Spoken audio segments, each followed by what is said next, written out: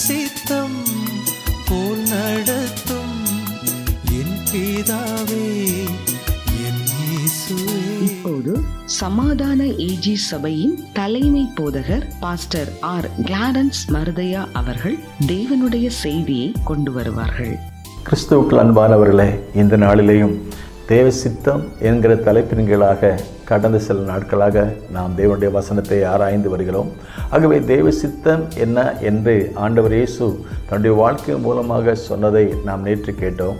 இன்றைக்கும் தேவ சித்தம் என்ன என்பதை பற்றி வாசித்து பார்க்கும் பொழுது 1 தீமோத்தேயு புஸ்தகம் 2ஆம் அதிகாரம் 4ஆம் வசனம் வாசித்து பார்க்கும் பொழுது, எல்லா மனுஷரும் சத்தியத்தை அறிகிற அறிவை அடையவும் எல்லா மனுஷரும் ரட்சிக்கப்பட வேண்டும் என்பது அது தேவ சித்தமாக இருக்கிறது. ரட்சிப்பு என்றாலே விடுதலை என்பது பொருளாகும். விடுதலை பெற்ற ஒரு நாள் ஒரு மனிதனுடைய வாழ்க்கையிலே மிகவும் முக்கியமான நாள் என்று சொல்லி பார்க்கும் பொழுது, லூக்கா எழுதின சுவிசேஷம் 15ஆம் அதிகாரத்திலே ஒரு அப்பா மகன் தகப்பனுக்கும் மகனுக்கு உள்ள ஒரு உறவிலே ஒரு விரிசல் ஏற்பட்ட போது மகன் அப்பாவுக்கு விரோதமாக செய்த காரியங்கள் எல்லாம் நாம் நன்கு அறிவோம். அப்பாவிடத்தில் போய், அப்பா எனக்கு வர வேண்டிய சொத்துக்களை தாங்கள், நான் என் இஷ்டம் போல வாழ வேண்டும் என்று விரும்புகிறேன், இந்த உலகத்தின் வாழ்க்கையை மகிழ்ச்சிகரமாக வாழ விரும்புகிறேன் என்று சொல்லி அப்பாவிடத்தில் தனக்கு வர வேண்டிய சுதந்திரத்தை, தனக்கு வர வேண்டிய பணத்தை, தனக்கு வேண்டிய பங்கை வாங்கி கொண்டு புறப்பட்டு போனான் என்பதை பார்க்கிறோம். அப்பாவிடத்தில் இருக்கும் பொழுது நல்ல ஆரோக்கியமாக இருந்தான். அப்பாவிடத்தில் இருந்த பொழுது நல்ல ஆசீர்வாதமாக இருந்தான். அப்பாவிடத்தில் இருந்த பொழுது எல்லாம் நிறைவோடு இருந்தான். ஆனால் அப்பா விட்டு தூரமாய் போன போது ஆஸ்தி அழிந்தது, ஆரோக்கியம் அழிந்தது, ஆடைகள் அழிந்தது, எல்லாம் வீணாய் போயிற்று.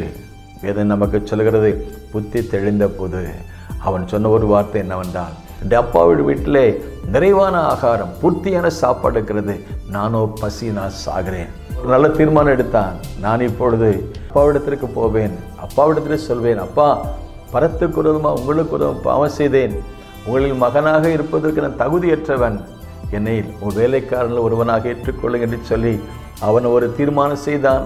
ஒரு தானாக பாவ அறிக்கை செய்தான், பாவ மன்னிப்பு பெற்றான். அப்பாவிடத்தில் போனான். அப்பா கட்டி பிடித்தார், முத்தம் கொடுத்தார், அவனை வரவேற்றார்.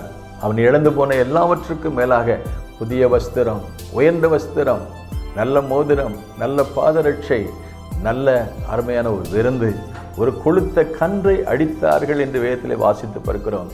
அவர்கள் சந்தோஷப்படுவதற்கு ஒரு பலி மிருகம் அங்கே அடிக்கப்பட வேண்டியிருந்தது. இன்றைக்கு நீங்களும் நானும் சந்தோஷமாக இருக்க, மகிழ்ச்சியாக இருக்க, நாம் இழந்து போன நன்மைகளை மீண்டும் பெறுவதற்கு, ஒரு மகிழ்ச்சிகரமான ஒரு விருந்து உண்டாவதற்கு எப்படி ஆண்டவர் இயேசு அந்த தகப்பனுக்கும் மகனுக்கும் உள்ள உறவு சரி செய்யப்படுவதற்கு ஒரு மிருகம், ஒரு ஆடு அங்கே அடிக்கப்பட்டதுனால அவங்க சந்தோஷமாக இருந்தார்கள் என்று வாசித்து பார்க்கிறோம். வேதத்திலே சொல்லப்படுகிறது, சந்தோஷப்பட துவங்கினார்கள். எப்பொழுது சந்தோஷப்பட துவங்கினார்கள்? அவன் மனம் திரும்பின பொழுது, தான் செய்த தவறை உணர்ந்து தகப்பனிடத்தில் வந்தபோது அந்த வீட்டுக்கு ஒரு பெரிய சந்தோஷம். ஆகவே அப்பா சொன்னார், என்னுடைய மகன் அவன் மரித்து போனான், இப்போது பிழைத்திருக்கிறான். ஆகவே அந்த சூழ்நிலையை அவர் சொன்னபோது மனம் திரும்புகிற ஒரு பாவி நிமித்தம் பரலோகத்திலே மிகுந்த சந்தோஷம் உண்டாகிறது. இதை போலவே எல்லா மனுஷரும் பரம தகப்பனை விட்டு தூரமாய் போன மக்கள் அந்த பரம தகப்பனிடத்தில் திரும்பி வரும் பொழுது, ரட்சிக்கப்பட்டு வரும் பொழுது அங்கே அவருடைய சித்தம் நிறைவேறுகிறது. இன்றைக்கு நீங்களான சந்தோஷமாக இருப்பதற்கு, நாம் நம்முடைய வேதனையில் துக்கத்திலே கண்ணிலிருந்து மீண்டும் காப்பாற்றப்படுவதற்கு ஆண்டவராய் இயேசு கல்வாரி சிலுவையிலே கர்த்தரோ அவரை நொறுக்க சித்தமாகி என்ற வேதத்திலே வாசித்து பார்க்கிறோம்.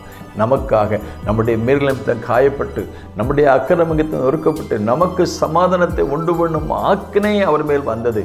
அவருடைய தழும்புகளால் குணமானோம். தேவனுக்கு நமக்குள்ள உறவை சரி செய்து கொள்வதற்கு நமக்காக அடிபட்ட, நொறுக்கப்பட்ட, அந்த சத்தமிடாதிருக்கிற ஆட்டுக்குட்டியை போல காணப்பட்ட அந்த ஆண்டவரிடத்தை திரும்பவும், இதோ உலகத்தின் பாவத்தை சுமந்திருக்கிற தேவ ஆட்டுக்குட்டியாக அவரிடத்தில் வருவோம், அவருடைய சித்தத்தை நிறைவேற்றுவோம். எல்லா மனுஷரும் ரட்சிக்கப்படவும் சத்தியத்தை அறிகிற அறிவை பெறுவதற்கும் அவர் சித்தமுள்ளவராக இருக்கிறார் என்று சொன்ன போல அவருடைய சித்தத்துக்கு நம்ம ஒப்புக் கொடுப்போம். கர்த்தர் நம்மை ஆசீர்வதிப்பார். May God bless you. உந்தன் சித்தம் போல் நடத்தும் கர்த்தாவே, நீர் நித்தம் என்னை எந்தன் சித்தம் போல வேண்டாம் என் பிதாவே, என் இயேசு